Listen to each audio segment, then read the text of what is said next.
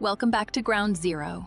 We often look at how cinema reflects its time, but rarely do we see a period where the silver screen felt so utterly intertwined with the very survival of the collective spirit. The 1930s weren't simply a decade. It was a pressure cooker of economic devastation, political upheaval, and a desperate yearning for both simpler times and impossible futures. Consider this while families faced widespread unemployment and ecological hardship. They also filled theaters to witness visions of gleaming metropolises, and crucially tales of those who operated outside the crumbling system. It was a world where the line between hero and villain blurred, and where transgression held a certain dark allure, mirroring a society grappling with its own moral compromises. Today, we're diving into that fascinating duality with a look at the very best crime films that emerged from that era. 20 titles that captured the anxieties, aspirations, and outlaw fantasies of a generation. Let's get to our rankings. Coming in at number 20, we have Young and Innocent. He spent those last 3 shillings. It looks to me as if he's caught like a rat in a trap. This thrilling work from the 1930s showcases a familiar Hitchcock theme: the wrongly accused man, as a writer finds himself the prime suspect in the death of a movie star. I got this from a boxer's dressing room. Brings them round like fun. Nova Pilbeam portrays Erica Burgoyne, a remarkably resourceful young woman who assists the accused. Robert Tisdall, played by Derek DeMarney, in his quest for the truth. Quit me 8 years ago to go on the screen. I, who worked for you, took you out of the chorus, lifted you out of the gutter. We observe a fascinating dynamic, as Hitchcock intended this narrative to highlight youthful ingenuity triumphing over established authority, with Erica's intelligence proving pivotal as the investigation unfolds, cleverly hinting at the real perpetrator from the very beginning. Divorce, you're my wife. Well, what about it? And I'm not going to have any boys hanging round. Coming up next is the man who knew too much. How is it that Shakespeare says, from which no traveler returns? We delve into a masterclass of suspense from Alfred Hitchcock, a film where a casual holiday transforms into a desperate race against time, unfolding against the backdrop of the 1930s. You know, to a man with a heart as soft as mine, there's nothing sweeter than a touching scene. Leslie Banks portrays Bob Lawrence, a man caught in a web of international intrigue, while Edna Best delivers a compelling performance as his wife, Jill, navigating unimaginable fear for their daughter. Such as a father saying goodbye to his child. Yeah, goodbye for the last time. Hitchcock's approach to sound is particularly noteworthy, shifting away from earlier expressionist techniques to a more classical realism, demonstrated subtly during the film's climax, where shattered vases audibly stand in for gunfire, a masterful illustration of implication over explicit depiction. Peter Lorre contributes a chilling presence, heightening the tension as the story progresses, and the film explores themes of parental love tested by extraordinary circumstances, resonating long after the final scene concludes. Tell her they may soon be leaving us for a long, long journey. Coming up next is The Black Cat. Did we not both die here in Marmaris 15 years ago? Are we any the less victims of the war than those whose bodies were torn asunder? This film marks the first of 8 pairings for horror icons Boris Karloff and Bela Lugosi, though it proved to be a high point for Lugosi as his career faced challenges after the success of Dr. Dracula. We shall play a little game, Venus. A game of death, if you like. But under any circumstances, we shall have to wait until these people are gone, until we are alone. Set against a backdrop of religious extremism and inhumane cruelty within a sinister Hungarian estate, the narrative follows a couple seeking shelter with the architect Hjalmar Powelzig, played with chilling effect by Karloff. You say your soul was killed, and that you have been dead all these years. And what of me?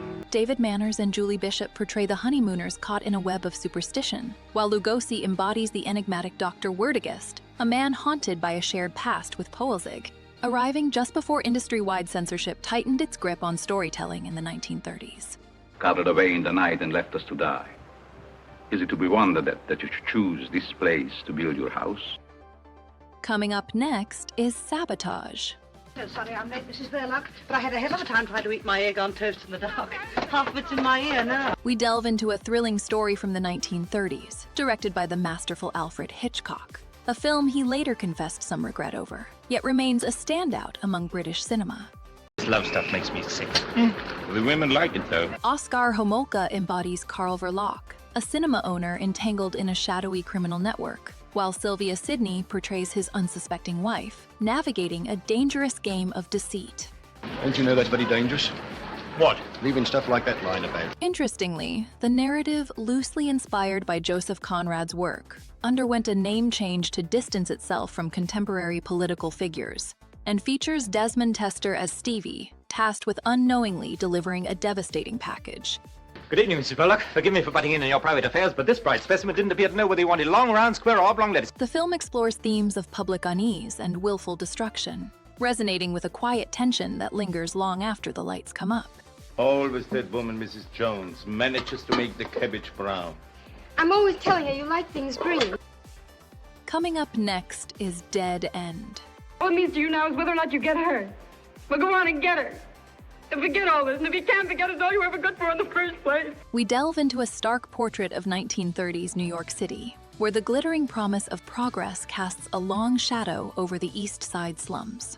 I'm complaining. And I think of the other people who are striking. Most of them with big families. Humphrey Bogart embodies the hardened babyface Martin, a man returning to a past he can't quite escape, while Joel McCrea portrays Dave, striving for architectural success amidst the decay. You're going to build a decent world where people could live decent and be decent.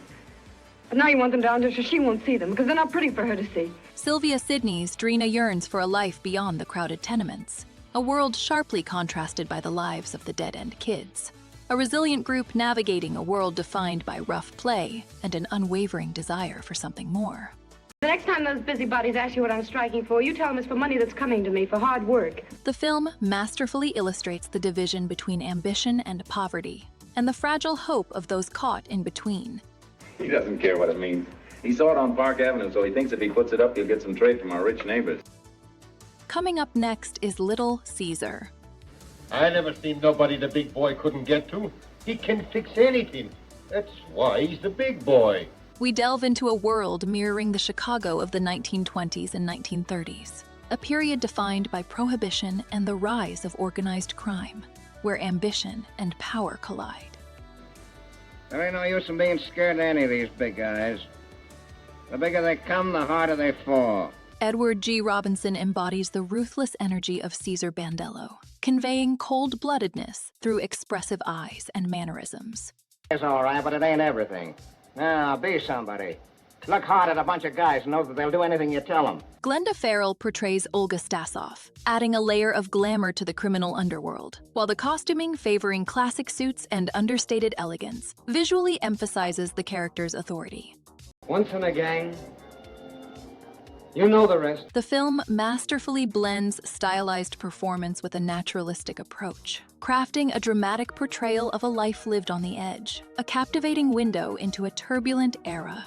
When I get in a tight spot, I shoot my way out of it. Why, sure. Shoot first and argue afterwards. Coming up next is The Hound of the Baskervilles. We present a masterful adaptation of the classic tale, set against a brooding landscape brought to life on Fox expansive soundstages, a vision of the Devonshire moors created with plaster and swirling smoke.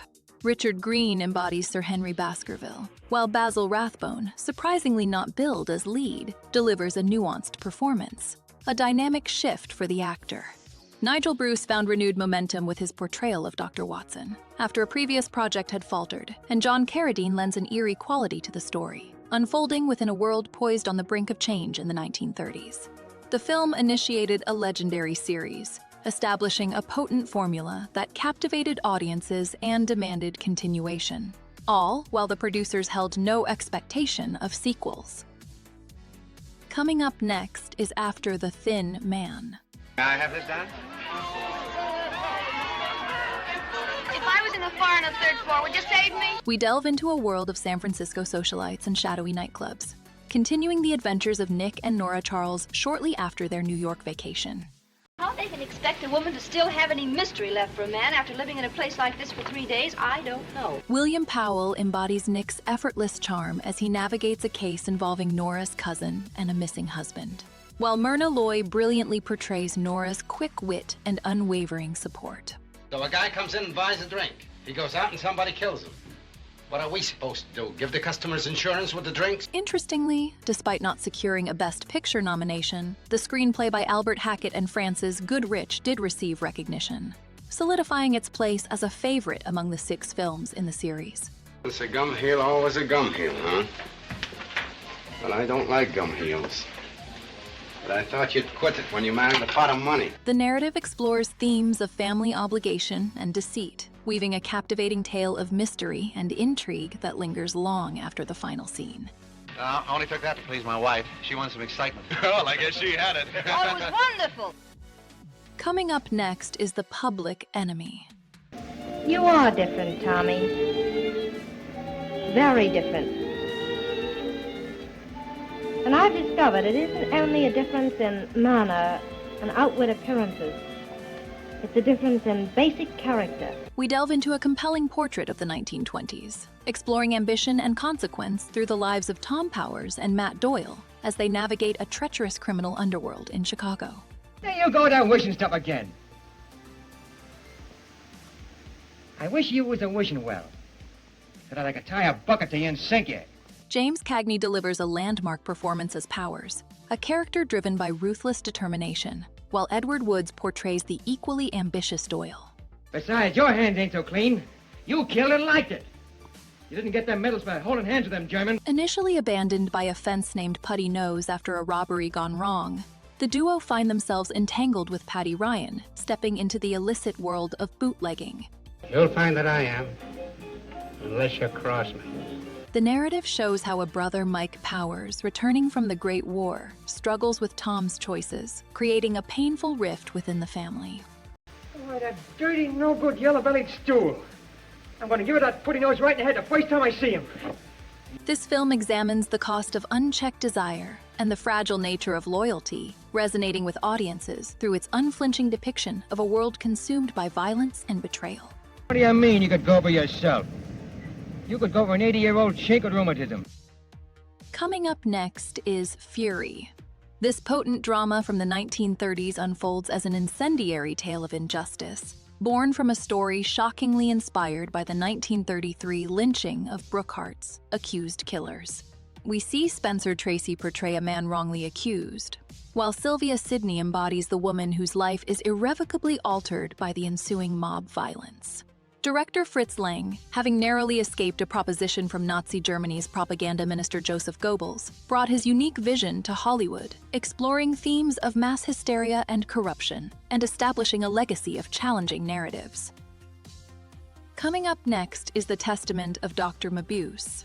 We delve into a masterful work from director Fritz Lang, a film that presents a chilling exploration of criminal psychology within the 1930s.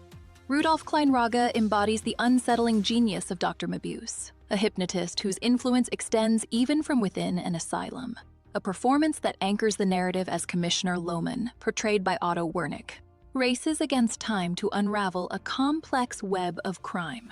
Oscar Bareggio Sr. as Professor Baum adds another layer of intrigue, overseeing the asylum where unsettling connections begin to emerge, after Hofmeister Karl Meixner sought refuge in a print shop before descending into paranoia and madness.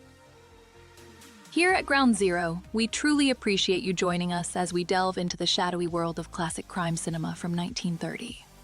And we hope you are finding these selections as captivating as we do. It is a pleasure to share these films with a dedicated audience like yourselves. If the atmosphere and storytelling are resonating, a simple like always helps, and subscribing ensures you will not miss future explorations into the foundations of filmmaking. Sharing with fellow fans is also greatly appreciated. But now, let us get back to our list. Coming up next is the Roaring Twenties. Is the password in this army, and it's a magic password that spells the $sign as it spreads from city to city, from state to state. We delve into a film that encapsulates a bygone era of filmmaking, presented with a relentless pace and gritty realism, and often overlooked when discussing classic gangster features. Is it real champagne? No, diluted New Jersey Applejack.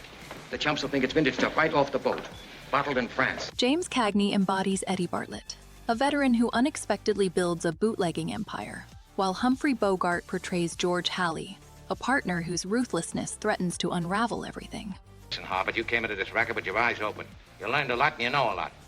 If any of it gets out, you go out with your eyes open. Only this time they'll have pennies on them. Jeffrey Lynn as Lloyd Hart navigates a precarious path as the group's lawyer, adding layers to a story born from a shared wartime experience, and reflecting the challenging homecoming faced by soldiers in the 1920s. Hey! It's all over, boys! Cease firing! The armistice has been signed! The narrative, alongside the compelling performances, examines loyalty, ambition, and the seductive allure of a life outside the law, cementing its place as a standout piece of cinema. Hey, wait a minute, folks! What's your hurry? You're not gonna go home just because a couple of the boys have a friendly little argument? Coming up next is Trouble in Paradise. From Geneva comes the news that the famous international crook, Gaston Monescu, robbed the peace conference yesterday. He took practically everything except the peace. We delve into a world of sophisticated criminals and lavish settings, a film that uniquely recaptures the allure of observing adult relationships, something director Ernst Lubitsch skillfully portrayed. I see. You have to be in the social register to keep out of jail. But when a man starts at the bottom and works his way up, a self-made crook, then you say call the police, put him behind bars, lock him up. Herbert Marshall embodies Gaston Monescu, a gentleman thief whose connection with Miriam Hopkins Lilly is solidified by their shared profession, while Kay Francis portrays Mariette Colette, a wealthy woman drawn into a complex dynamic with both of them. If I were your father, which fortunately I am not, and you made any attempt to handle your own business affairs, I would give you a good spanking. In a business way, of course. It's a testament to Lubitsch's artistry that amidst the exquisite costumes and opulent locations, the characters maintain a surprising sense of realism, highlighting a temporary threat to a solid bond, a recurring motif in his work. Please, when I came here, it was for a little adventure, for a little game which you play tonight and forget tomorrow. But something's changed me, and it isn't the champagne. Coming up next is Scarface. It's the attitude of too many morons in this country. They think these big hoodlums are some sort of demigods. We delve into a compelling portrait of ambition and its consequences, set against the backdrop of 1920s Chicago, a city defined by prohibition and ruthless competition. I don't know nothing. I don't see nothing. I don't hear nothing. When I do, I don't tell a cop. Paul Muni embodies Antonio Camonte, a figure whose ascent is as captivating as it is destructive, portraying a man who disregards warnings about rival gangs. Only one thing that gets orders and gives orders, and this is it. That's how I got the south side for you, and that's how I'm going to get the north side for you. Anne Dvorak shines as Seska, his sister caught within a world of escalating violence. In this business, there's only one law you got to follow to keep out of trouble. Do it first, do it yourself, and keep on doing it. The narrative showcases a fascinating irony. While loyalty is preached, betrayal thrives within the organization, mirroring Tony's own designs on power, fueled by a billboard promising the world is yours. He hurt you. He hurt you. He hurt everybody. It's a testament to the seductive allure and ultimate cost of unchecked desire. They'll be shooting each other like rabbits for the control of the booze business. Coming up next is Angels with Dirty Faces. What earthly good is it for me to teach that honesty is the best policy when all around they see that dishonesty is a better policy? We delve into a compelling narrative set within the 1930s, exploring the diverging paths of childhood friends, Rocky Sullivan and Jerry Connolly, as one ascends into the criminal underworld, while the other dedicates his life to the church. I think in order to be afraid, you gotta have a heart. I don't think I got one. I had that cut out of me a long time ago. James Cagney embodies the charismatic yet troubled Rocky, delivering a performance considered among the very best of the period, while Pat O'Brien powerfully portrays Jerry's unwavering moral compass. Barber chair. They're gonna ask me, got anything to say? And I say, sure. Give me a haircut, a shave, and a massage.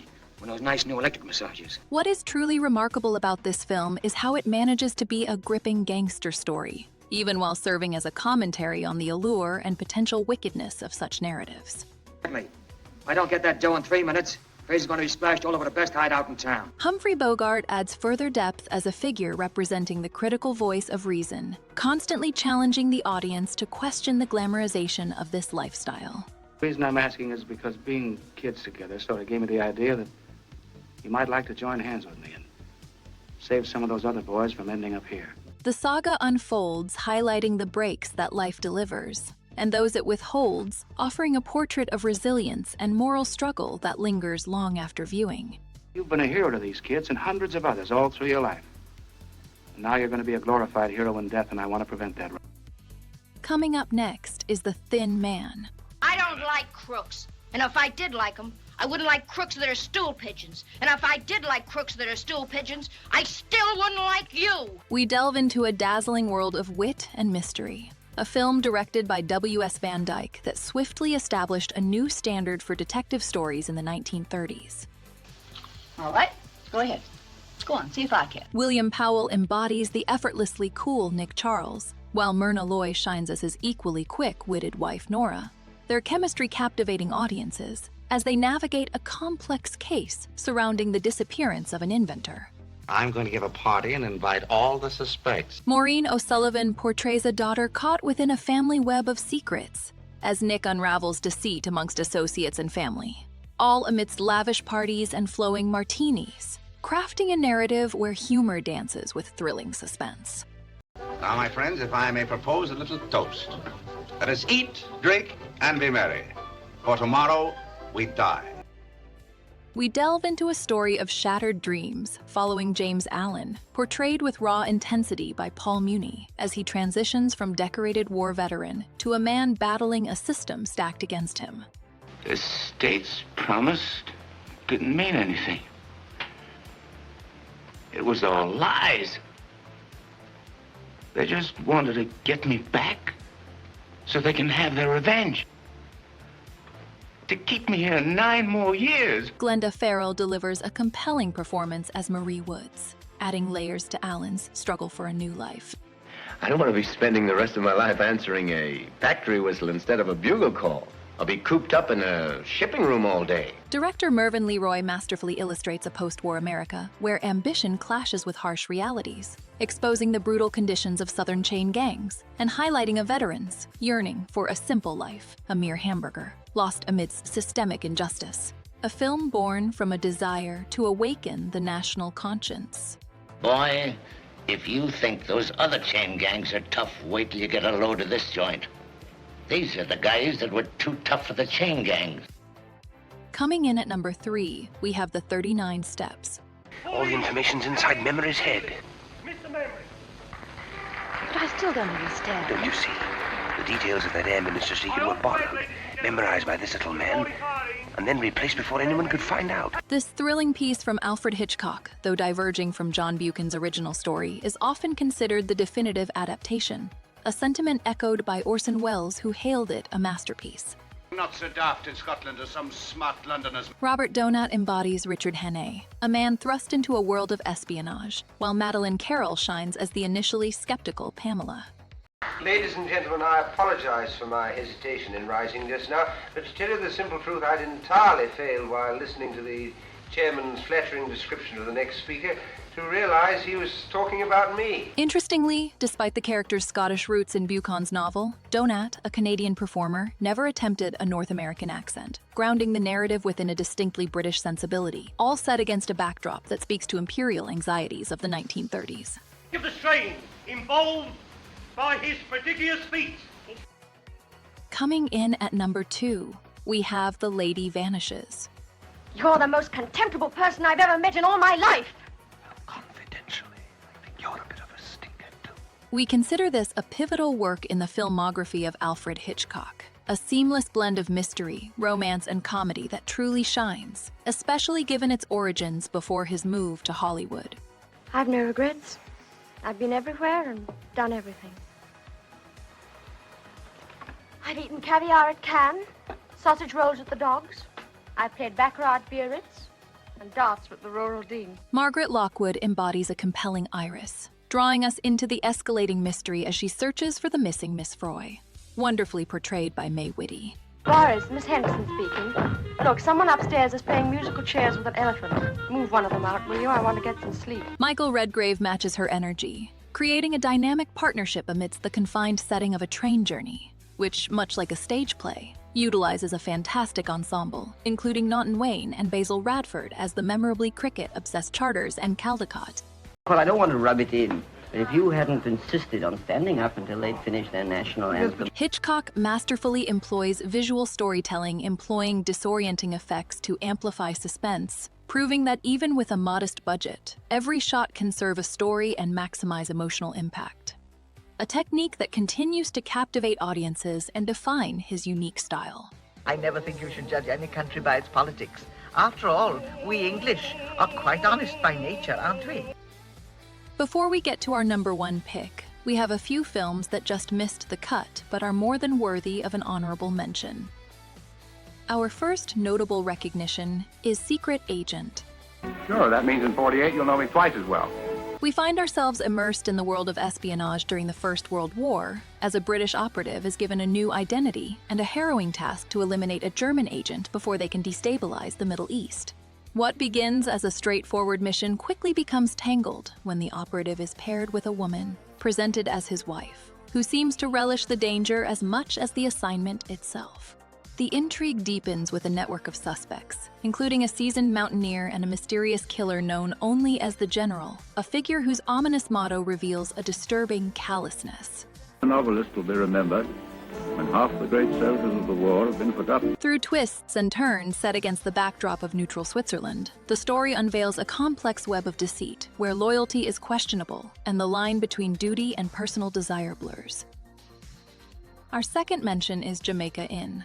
I don't know why my aunt is frightened for her life, but I don't know what you and the rest of you are doing at Jamaica Inn. We find ourselves drawn to this early work from a master filmmaker, a period piece that represents both a first and a last, his initial foray into adapting the works of Daphne du Maurier, and his final film before a career-altering contract. Some absent-minded chap might mislay a piece or two, in a manner of speaking, on the way up from the wreck. While often overlooked in discussions of his larger body of work, Jamaica Inn benefits greatly from a remarkable cast, featuring a captivating early performance by Maureen O'Hara and a delightfully overbearing turn from Charles Laughton. You'll sing a different tune when you're roasting in the consuming fire that's waiting for all of us. The story itself is rooted in the historical reality of coastal Cornwall and the infamous practice of wrecking, where unscrupulous locals actively lured ships to destruction. That place, Jamaica Inn, has got a bad name. It's not healthy, that's why there's queer things goes on there. This wasn't simply a matter of salvaging wreckage, but a ruthless pursuit of eliminating witnesses, painting a dark portrait of a community steeped in danger and deceit. It's a horrible place. I think it's nothing better than a den of smugglers. They'd have murdered him. The film's somewhat clumsy special effects only add to its unique charm, reminding us of the ingenuity and limitations of filmmaking at the time. If you want any more fat pickings on the show, you just obey orders. And don't come here again. We have journeyed through a landscape of shadowy figures, breathless escapes, and moral ambiguities, from the sophisticated wit of the Thin Man to the brutal realities depicted in I Am a Fugitive from a Chain Gang and Little Caesar. We have explored international intrigue with the 39 Steps and the Lady Vanishes, and witnessed the desperation of a nation, grappling with hardship and uncertainty, all reflected in these powerful films of the 1930s. The tension has been building, the stakes have been rising, and the choices have been agonizingly close. And now, the moment we have all been waiting for. Coming in at number 1, we have This groundbreaking work from director Fritz Lang isn't simply a thriller, but a stark portrait of a Germany grappling with societal anxieties in the 1930s. Filled with what some have described as grotesque and pig-like faces reflecting a palpable discontent. Peter Lorre embodies Hans Beckert with a haunting intensity, while Otto Wernicke portrays Inspector Lohmann leading the relentless pursuit. We find a fascinating duality as both law enforcement and the criminal underworld converge, forging what would become the foundations for the modern police, procedural, and serial killer genres. A testament to Lang's vision and the disturbing beauty he captured within Berlin's shadowed corners. So we have journeyed through 20 classic crime films from a fascinating period in cinematic history, exploring everything from hard-boiled detectives and desperate criminals to thrilling chases and shadowy underworlds. We trust this list provided a compelling glimpse into the evolution of the genre and the atmosphere of that era, and showcased some truly remarkable storytelling. Now we want to hear from you. Did we capture your personal favorites, or did we overlook a crucial piece of the puzzle? Let us know in the comments what crime dramas resonate with you. And more importantly, tell us what specific list you'd like to see Ground Zero delve into next. Don't forget to like this video and subscribe to the channel for more explorations into the world of film.